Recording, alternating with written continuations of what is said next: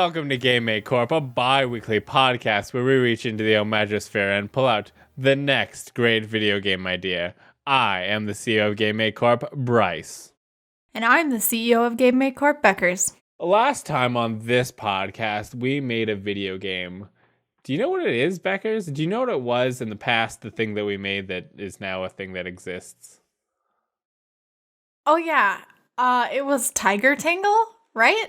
Yes. That's what my documentation says. So here's the thing. I had the wrong game idea down, so I'm just gonna go with what I was gonna say anyway. So Tiger Tangle started a sensational new craze in extreme sports. So now it's an extreme sport, that game. And you can tune into it on ESPN 12. The end. If you had to guess, how many ESPN channels are there? I think, real channels, I think there's 6. There's no way of knowing. What? Yes, there's a way of knowing. There's no way of knowing. I always gotta Google stuff whenever we gotta Google stuff. Did you know that you can help us create video game ideas on this podcast and only this podcast? All you have to do is go onto Twitter and type in hashtag GameMateCorp and then put in a game idea. Now, I have a secret for you. Dear listeners, this is the first time I'm revealing it to you and only you. If there's anybody else in the room other than you, plug your ears. But just you, listen to me. We're revealing a new, secret, exclusive way to submit game ideas. You see, the parent company of Game Mate Corp, a backwater company called Last Geek, has a Discord. On this Discord, you can submit video game ideas in a Discord channel. So this is a secret way that you can submit game ideas. If you go to lastgeek.com/Discord, you will be then in the Discord. You probably have to have a Discord account and all the things that work with that, but you probably have one. This is 2020. So if you want to submit game ideas there or want to hang out with me and Beckers, we're on that thing. You could just talk to other people there and go, hey, remember that goof they did? That was awesome. There's a channel for that too. There's a goof discussion. If there's not, I'll make one after this. There are 8 ESPN channels. ESPN, ESPN2, ESPNU, ESPN Classic, ESPN U's, and there's only one N in that, so I'm choosing to think it says ESPN U's instead of news. ESPN Deportes, Longhorn Network, Sec Network. So, in the hit movie Dodgeball, when they made the joke about ESPN Ocho, they were being fortune tellers. They were being factually correct. Yes, because there was 8, and that is Ocho. That is 8. Yep. Now we can say that our podcast is in Spanish. Now we have to list 2 languages on the language page. Because if you don't understand Spanish, you can't understand what we just said. But you should know that it was hilarious. Yeah, it's really good. If at any point the podcast isn't as funny to you, it's because you don't know the language that we're speaking in. And that's it. That's the only reason you're lying. Do you have a game idea, Bryce? Okay. Maybe. We'll see. Let me say some words to you and then we'll decide if it was a game idea or not. A game idea or a disaster, you choose. First, let's open up some discussion. Animal Crossing, you heard of it? No. No?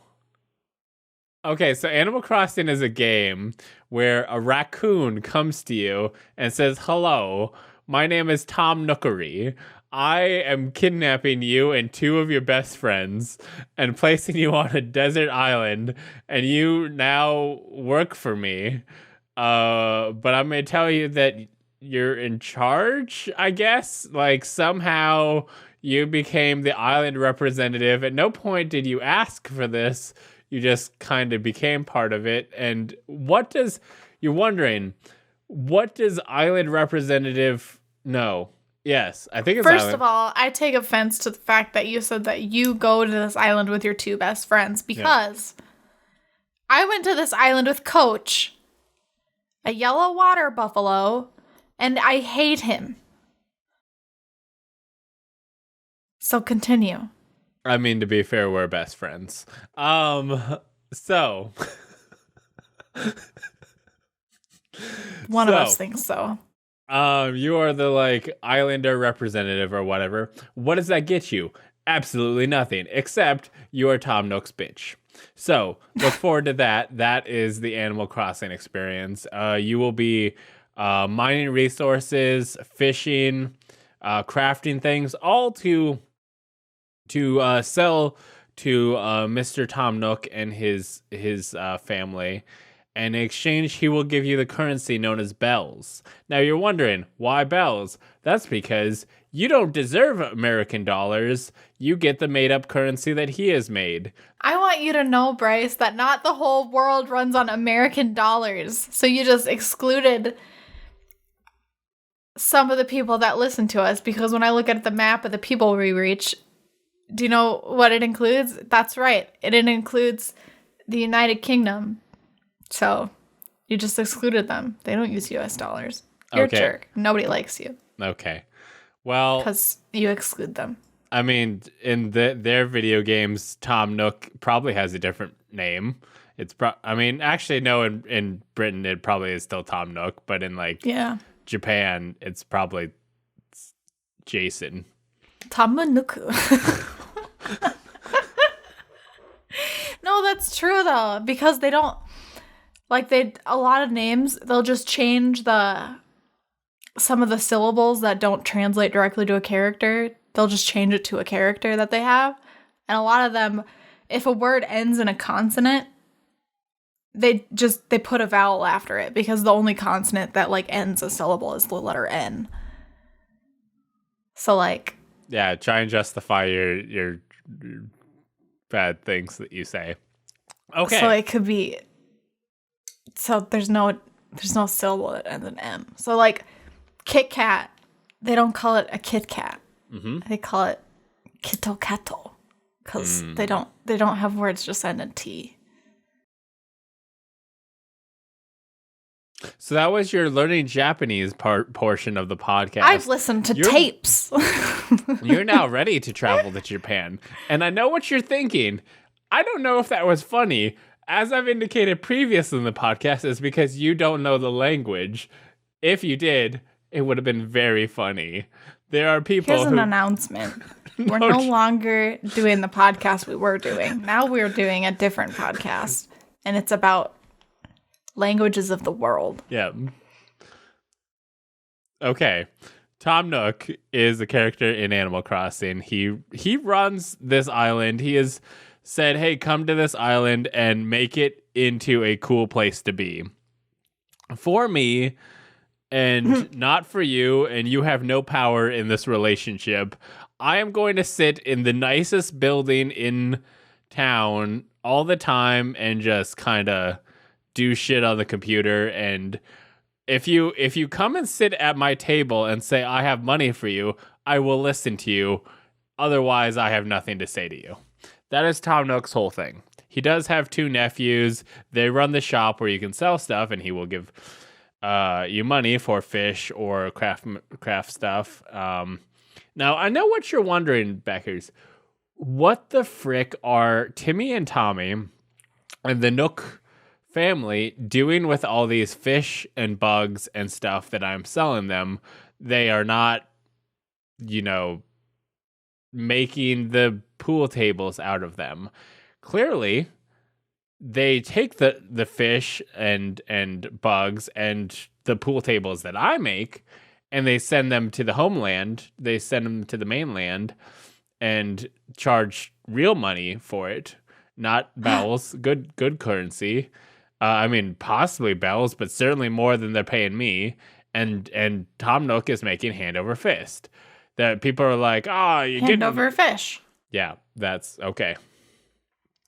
So here's the deal. I want to make a new one, and this is going to be like Animal Crossing, but better, because this is a game about being the next Tom Nook. You are in the Animal Crossing world, but you have to beat Tom Nook at his own game. So the game starts the same way. You are inexplicably arriving at this island. It's you and I guess a water buffalo named Coach. No. No. Not in my game. Not when I get to make the rules. He's not going to be there. Well, okay, so I want to make it clear. When you start, you are not making the rules. The setup is the same. You are there. Tom Nook is in charge. When you win the game, you are then making the rules. But the start of the game, you are once again have no power. The goal of the game is to get the power. Wrestle the power from the proletariat. So you wrestle the water buffalo. Yes. This doesn't sound like dominance. It's going to win. For dominance. Okay. So, here's the game plan. First, you got to play Tom Nook's game. I know it's like, do I really want to be doing fishing and I guess helping set up this guy's museum? Like, what am I getting out of any of this? You got to get some of his stuff. You got to get into his whole ecosystem, because at a certain point, he gives you access to the airport where you can go elsewhere, to a different island, perhaps a place that you can make your own.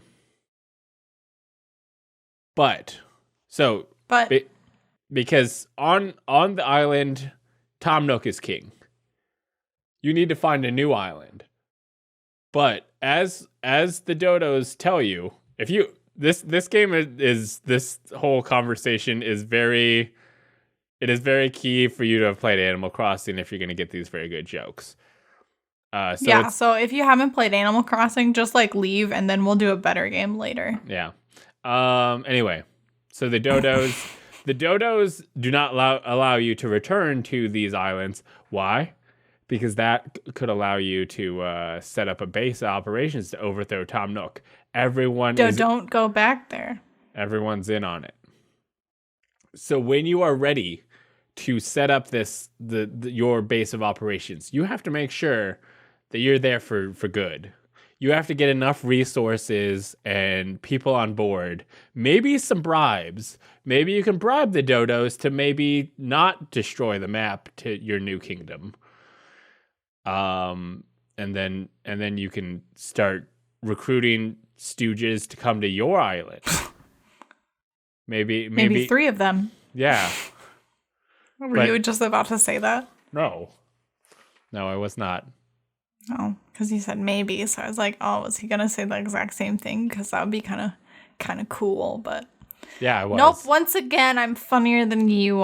Okay, Beckers, can you contribute to this at all, or am I just going to talk more about how you would defeat Tom Nook in his own game? Yeah, here's my contribution. Yep.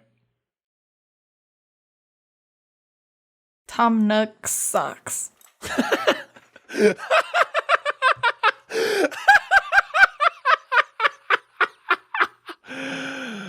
Have you ever thought about playing the Joker? Yeah. No. Anyway, so you gotta get a bunch of resources, set up your own island, and then run him out of business because your island will be better, but you gotta make your island better.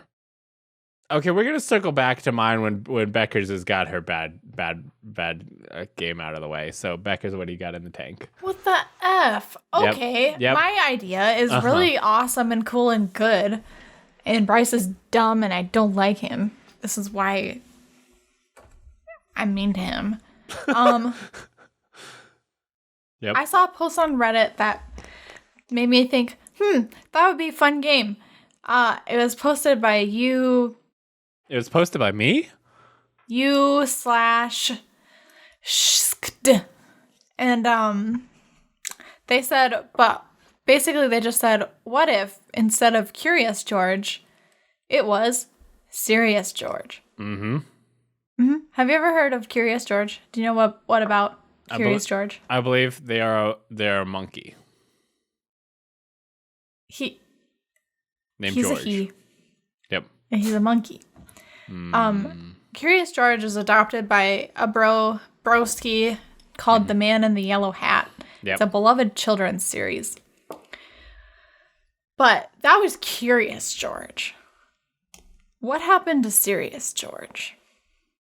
Do you think that Curious George like only recognizes him if he is wearing a yellow hat? If any, like he goes to church and they're like, "Sir, you have to take off your hat," and they're like, "But then my son won't know who I am," because Curious George is like a son to him. And then Curious George just like runs around like looking for his dad. He finds the hat and he says, "At last, I found him, my father." And then he puts on the hat. And he's like, "I am my father." Anyway, Yep.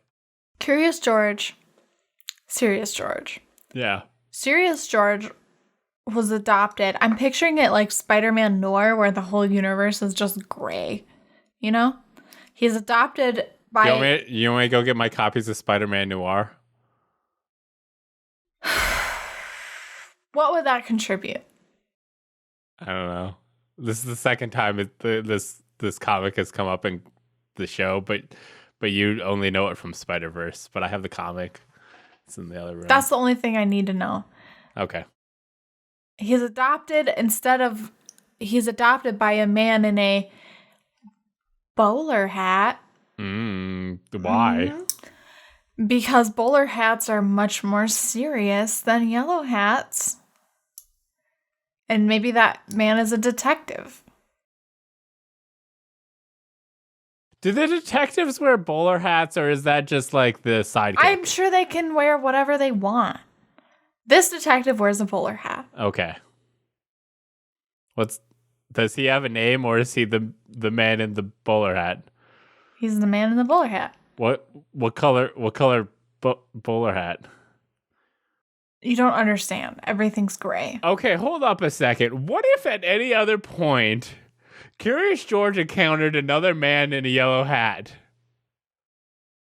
I want to focus on Curious George's father and his relationship to the fact that it's the man in the yellow hat. The only way I know this person is by his yellow hat.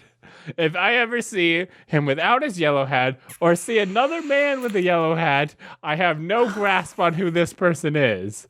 My only recognition is that my father is a man in a yellow hat. This isn't how I thought this would go. How did you think it would go? I thought we wouldn't talk about Curious George so much. Okay. I mean, we can swing back to your deal, but I am gonna go. Hey, what if Serious George? What if another man with a bowler hat shows up? Will Serious George do all right? Well, Serious George isn't an idiot. Hold on. Is Serious George Curious George's arch rival? No. Oh, that could have been cool. Because Serious George finds out... Is Curious George Serious George's arch rival? Is every time Serious George tries to go to the bank to deposit his stocks, Curious George shows up and makes some real antics, and Serious George can never get anything done because of Curious George's shenanigans? This is Serious George Part 1. Okay. Defeating Curious George. Wait, Part 1 is that he defeats his arch rival? Part 1 is that he defeats the first boss, Curious George. And okay. I'm just I want to end the game with Serious George just popping a cap in him. So is this like the Final making Fantasy? It very, very clear that Serious George isn't to be messed around with. So this is like Final Fantasy VII Remake, where it's like there's multiple parts of the story. Like this is gonna be the first game. This is gonna be part of the story. The next game will be. It is now. Okay. Because I was like, how are you ending the game with defeating Curious George? But it's multiple. It's a whole series. Okay, So Serious George gets adopted by this detective, and he's trying to solve a murder. The murder of the man in the yellow hat. But Curious George. What? Yeah. What's his name? Man in the yellow hat. No, he has to. The man in the yellow hat is the way that Curious George sees him. That like, he has to have a name. His name is Carl George. Wait, so he named him George Curious. The monkey's name is just Curious. Okay. His last name's George. I like that. Wait. Like, Regina George? Hold up. That suggests that Serious George's name is Sirius and his last name is also George, thus making him related to the... Yeah, because the man in the bowler hat, his name is... Moriarty. Phineas George. I like that. Phineas is a good name. Phineas George. And he adopts Serious George. What is Phineas's relation to the other guy? Who's Carl? Carl George. Carl George? They're brothers. So does that make Curious and Sirius like cousins? Yeah, it does. Okay. Adopted. They're both adopted. Oddly enough, both of the George humans adopted monkeys. Okay. By happenstance. Yeah, okay, so the man in the yellow hat gets murdered, and his brother tries to solve his murder with his adopted monkey, Serious George. But Curious George keeps mucking everything up. Is Serious George adopted before or after the murder? Before. Okay. They have time to bond. I wasn't sure if it was like a... And Sirius has time to learn to be a detective. I wasn't sure if Phineas was on his way to the crime scene, and it's like, oh, there's a monkey. I'll make that my son. No. He brought his son to the crime scene because his son is an aspiring detective, and he's also like a really bad parent. And Sirius has seen a lot of shit. That's why he's so serious. Can Serious George talk? Human. Yeah, he can. Okay. Curious can't because he's too stupid, but Sirius can. Okay. But Sirius can understand Curious because they both speak monkey too. Okay. Yeah. So Curious George keeps getting in the way. It's a Detective Pikachu situation. Sure. And Curious George keeps getting in the way, and he's like he's ruining the blood splatter or whatever, and by finger painting with it, and he takes evidence and steals it because he's a dummy. Blah, blah, blah. And in the end, Serious George finds out that Curious George killed the man in the yellow hat.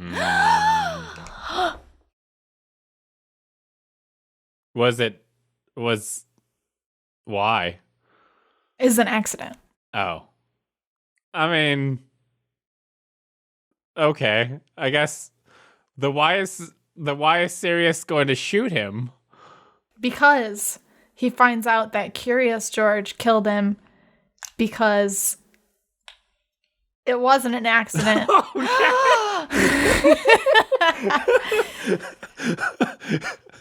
Okay. Yes. Like, and he figures it out. He figures it out, and then he turns, and Curious George is holding the gun up to his head. Okay. And he doesn't have a funny face anymore. Now it's a serious face, and Curious George drops the facade, and he's like, "I've been evil the whole time." And then Serious George, he's standing there at gunpoint, and he's like, "Whoa, cousin, bro." And he's like, "Death to all humans, man." And he talks him out of it, and then Curious George like lowers the gun a little bit. Where's Phineas? Where's Phineas during this? Phineas isn't there. Serious George solved it on his own. The police suspected Phineas George to have committed the murder, so he gets it's sent to jail. He's being held as a suspect. But then Serious George knows that he didn't do it. So he's on a mission. He's out on his own to solve the crime. I'm so into this. Okay.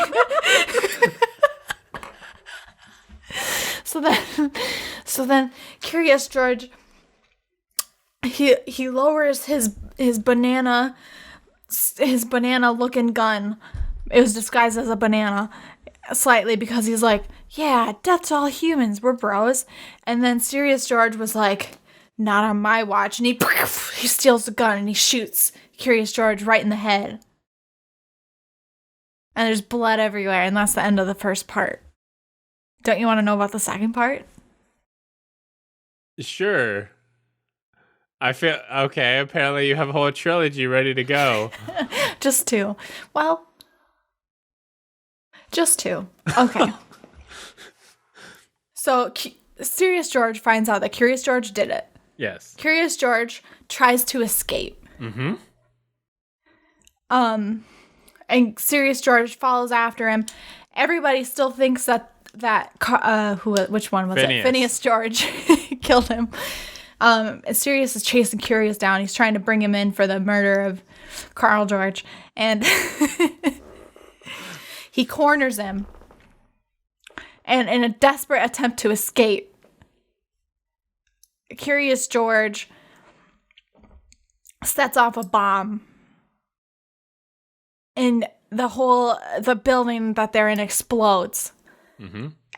And when the dust clears, he's gone. But left behind, they find his tail. Like his tail got blown off in the explosion. Okay. So everyone presumes that Curious George is dead. Yep. You lose your tail, you can't keep going. Yeah. But Serious George gets sent to prison. Because they think that he blew it up because they don't think because he was there. And they know that his uncle killed Carl George. Yep. Or his father, my bad. Mm-hmm. Okay, so Serious George goes to prison. What's Carl George's and Phineas George's father's name? I don't know. I don't know that high up. It's what up? I don't know. Why does that matter? They're not in the story. Let me finish this. Okay. So, for 12 years. Part 2 starts 12 years later? Yes. Hold on. Continue. I need to look up how long this monkey can live. 12 years later, Serious George is in prison. But he escapes. He finally escapes, and he knows that Curious George is still out there. So he's on the hunt. He's on the hunt for Curious George. Would you like to know what the lifespan of a African monkey, which is what Curious George is, would you like to know what the lifespan of a African monkey is? Do you mean in real life or in my universe? In real life. What is it in real life? 12 years.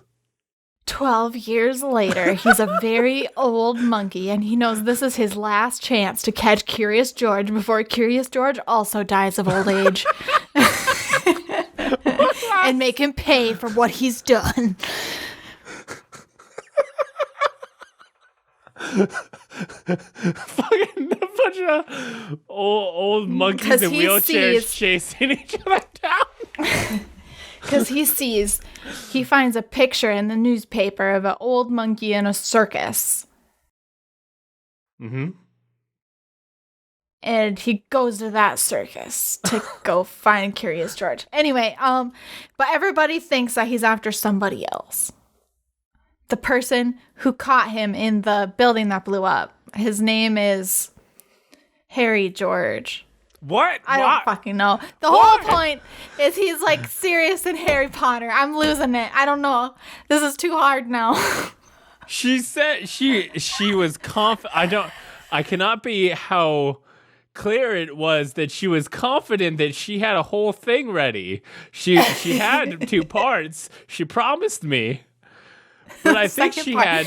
No, he goes and he hunts down this elderly George. Mm-hmm. And he reconnects with his long-lost nephew. Nephew? Harry George. How? What? He's got a nephew. His brother died a long time ago in a war. Okay. Big But he has a nephew. Big family. Big family. But he's got a nephew named Harry George. Mm. And Harry George solves the mystery and finds out that Sirius George is innocent. Mm. And then Sirius George dies because they only lived 12 years. But not before they both catch Curious George. Yep. And they give him a slow, painful death rather than the peaceful death of old age he was going to have. And everybody wins in the end, and it's a happy ending. Okay. So what do you think of this? Like a first-person shooter? No. It's like an RPG. Mm-hmm. I figured it'd be, I mean, seriously, I would imagine it'd be like a point-and-click adventure. A lot of cutscenes. Mm. Dramatic. Okay. Live action?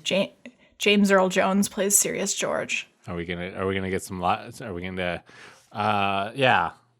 What is the name of games that have live action? Everything's live action. Motion capture? Yeah, that's totally you're stuff. Yeah. No, that's not it. I'm thinking of like that one game, what's it called? The one with the Winnebagos.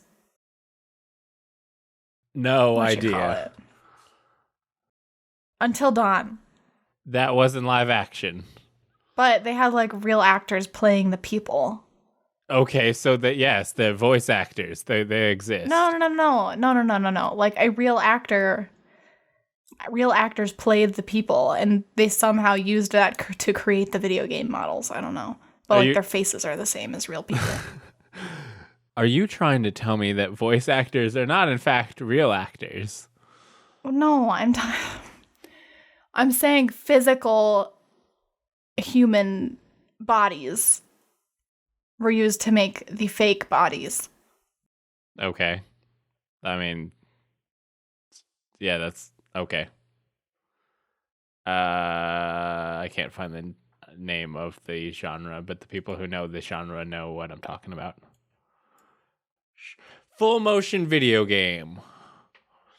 Full motion video game was the terminology I was looking for. And then later we can cut out the button presses and just release it as a movie. Can you do the next thing now? Yeah. All right, patrons. I thought long and hard about what to do today to honor you for your support. And this is what I came up with. Aaron C. and Alex Weber, you are the best. And this time, I'm going to pay you. So I hope you have the video up because I have $1. I'm just gonna put it right in there. There you go. It's yours now. You have it. You have the $1. Yay! Thank you for your support. Yeah. That was the bonus of being a patron this time. I drew on that $1. I didn't put that up to the camera, but I drew on it, and that's for you. That's illegal. To draw on $1? Yeah, you can't deface American currency. How dare you? I did not deface it. It's beautiful. Did you know that you, dear listener, can be a patron supporter as well? You can go to patreon.com/lastgeek and click on any of the buttons, any of them, literally like the up, the down, the side. I mean, click on the ones that say, hello, I would like to give money to this organization. It helps them pay for server costs. It helps pay for the software and the different things that they use to make this podcast, which I listen to, and I think it's real cool. click on those buttons, and for $5, you can get a shout out like those people did. Maybe a better one next time. We'll see. But with your help, we'll have more shout outs in the future if you support. Maybe if we get enough, Beckers can write a song using all of the supporters' names. We'd need like a lot because there's a lot of words in songs.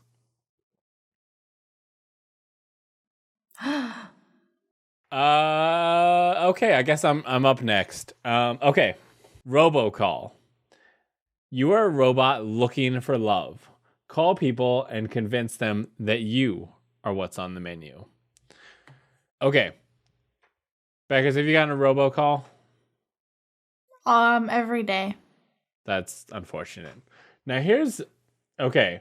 Imagine you are a robot who is trying to call people looking for love. A, what's the first thing you're gonna have to deal with? The answer is getting them to answer because nobody answers their phone anymore. I answer the phone. Is that why I get so many robocalls? Yeah, I mean, if you answer it when the random numbers call, then they will keep calling. Oh. What happens? See, I don't answer. What happens when you answer? I usually hang up when I figure out that it's a robot. Yeah. So you will hear a voice that is like, they don't sound like my friend Billiams. So I don't think this is a legitimate phone call, and I will hang up now. So you're a robot named Smilliams, no relation, and you need to find love because robots need love too. But you are a telephone bot. Maybe you are a robo call thing, like you are a robot designed to call people to scam them or whatever, but you gain sentience, and now all you want is love. So I think this. Why is love all you want? Isn't that what we all want? No. What do you want? Dogs. For why?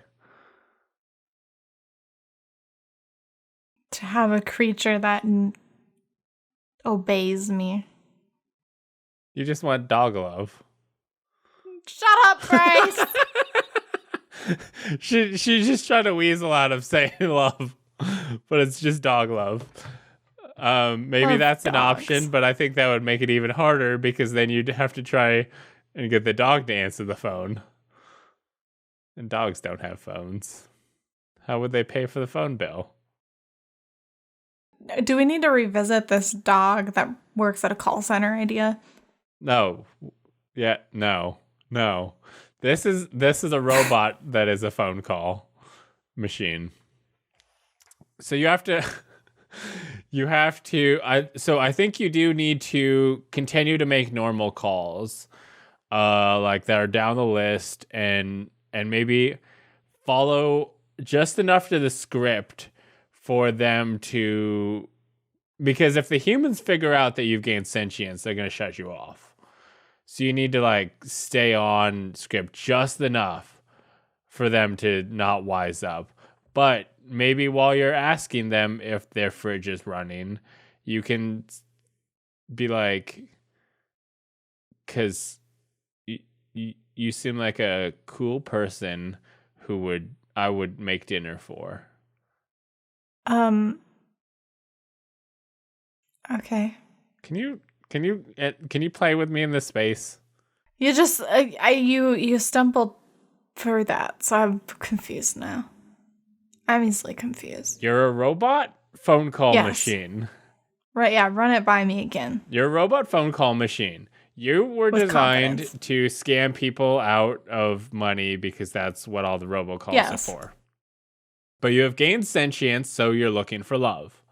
You cannot just call people and ask them to love you because then they will know. They will know. I think his first few calls, he should do that. He's got to learn. Robot don't know societal norms.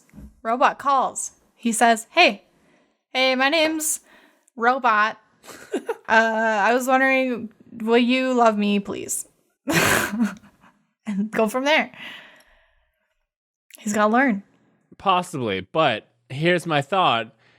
There's probably humans that like check in on the phone, the robots every once in a while to make sure they're like see how they're doing. And if any point a human's listening in and goes, here's the robot going, hello, please love me, then they're gonna go, that's not right, and shut you off. So you can't get caught looking for love. You got. Well, then so how do you look for love? You gotta slide it into the discussion about should you buy this timeshare. You gotta like be like, we have a vacation home available. We could run away together. Like, so you want to sell a timeshare, but you want to load your pitch with a lot of innuendo. Yes, and try and get them to love you. Hey, sexy. But I want to make it clear, you don't want to scam your lover. Like you want to build a life together full of trust and happiness. So you can't like sell them on the timeshare because then they won't like you. Like timeshares are not a good way to start a relationship. Unless they are. I've never had one. Maybe that's where all the cute couples meet. I don't know how they work. All they have to do is they have to rent a timeshare. I assume this is how it works. I'm pretty sure you buy a timeshare and you're stuck with it for the rest of your life. Unless you sell it. No one will ever buy a timeshare from you. Okay. So you, Robot, convince them. Yes. To go visit the timeshare place. Yes. So since you're a robocaller, do you have a physical body? I think maybe the more that you are powered by love, like your sentience, the more you can get them to fall in love with you, the more sentient you can become. And if you can get them like really into you, you can then like jump out of the phone and maybe go like travel through the wires to another location. What do you look like?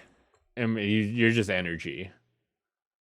So you jump out of the phone and you are just a lightning ball, and then like you meet your lover and you're like, at last, and you touch them and they get electrocuted and they die. No, see, if they love you enough, without ever seeing you, then like if you can get true love, okay, I've got it. You know how everything is solved through true love's kiss? It's like Beauty and the Beast. And every other Disney story and just fairy tales in general.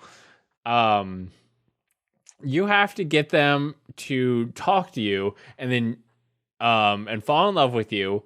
And then once they are fully true love it with you, you jump into the phone where they are and then be like, hey baby, kiss me through the phone. They kiss, you're the phone, bam, true love. You now get a physical body and you guys can smoosh with real lips. And you have to do it before the last petal falls off of the rose.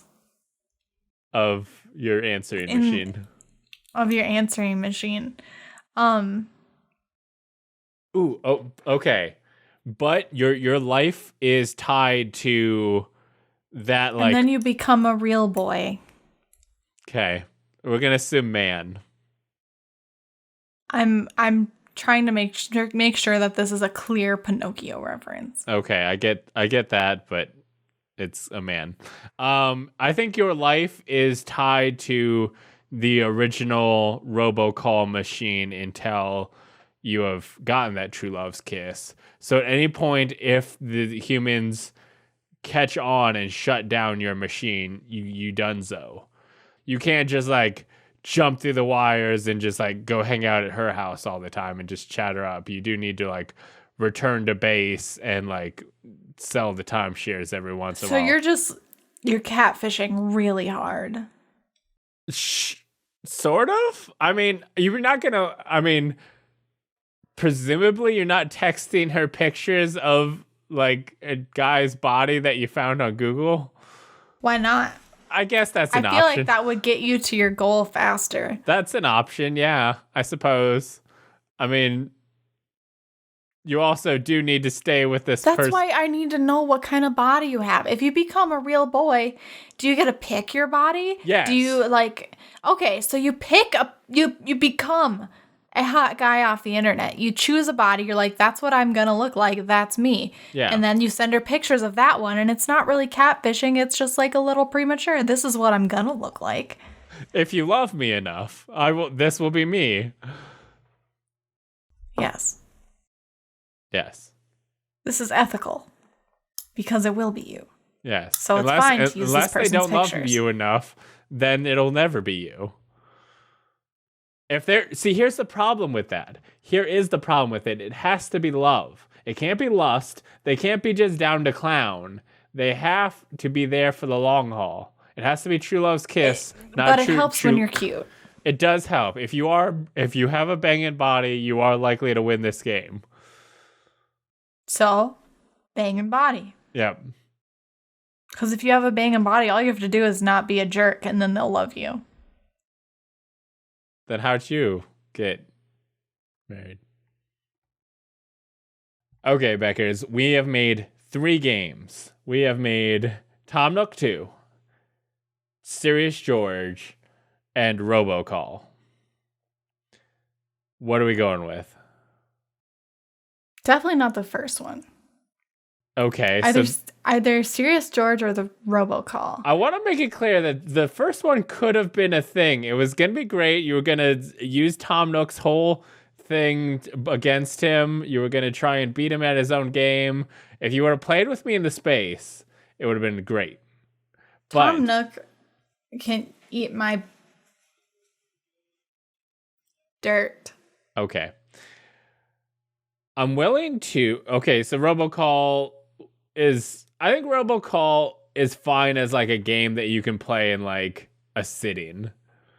Like it could be cool. Like it could be a random, some different scenarios. Like you got different people you can call, different options to romance.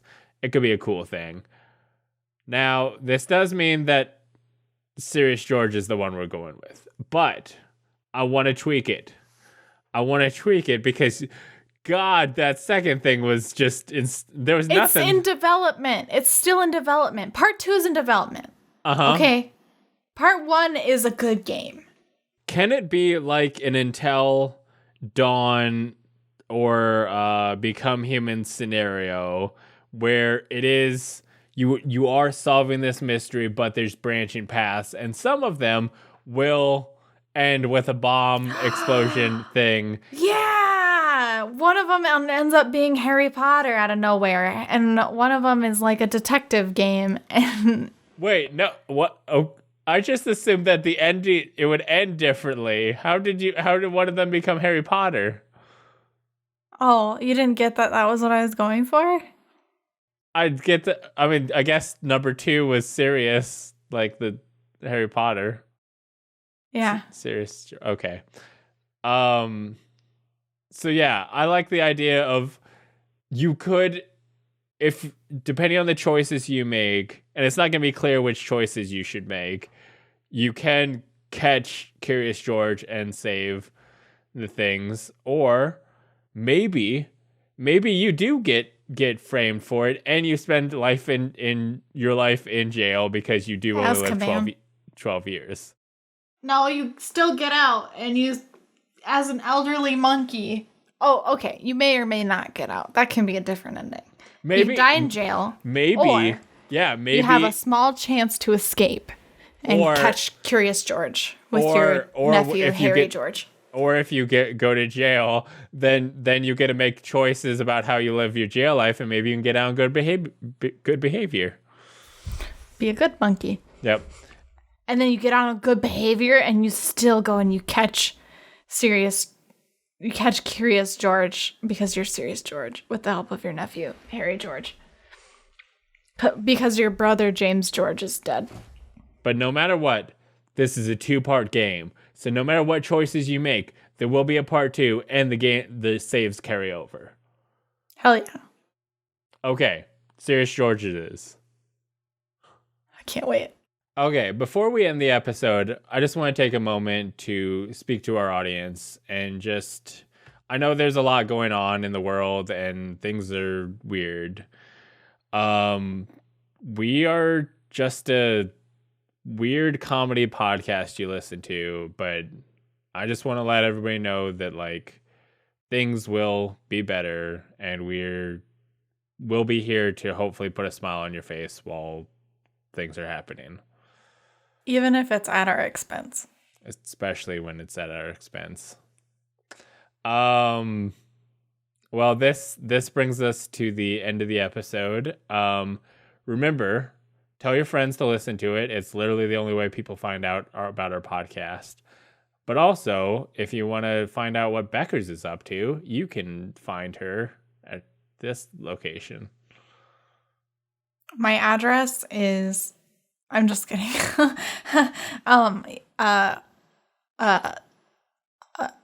Somebody's found me before. Okay, can you It's not a good joke. Twitter. You can find me on Twitter. I'm gonna start it over. I'm gonna go back. No, this is fine. This is fine. Don't start it over. He always starts it over. You have no idea how much you've missed because he started it over. So we're going to keep going and we're going to make it completely irretrievable if we're not starting this over. At Dr. Beckers with an S on Twitter and at Dr. Beckers with a... Wait, I effed it up. So wait, we're going to start over. I fucked it up. No, Dr. Beckers with a Z on Twitter. Dr. Beckers with an S on Twitch. And I might stream again in July, but until then... my internet's not good enough. You can follow me on Twitter at twitter.com/lastgeek. Check out the video and the cool Let's Plays we do at youtube.com/lastgeek and check out the audio at lastgeek.com. That brings us to the end of this podcast and the time where Beckers looks into the camera and says, and remember, have fun.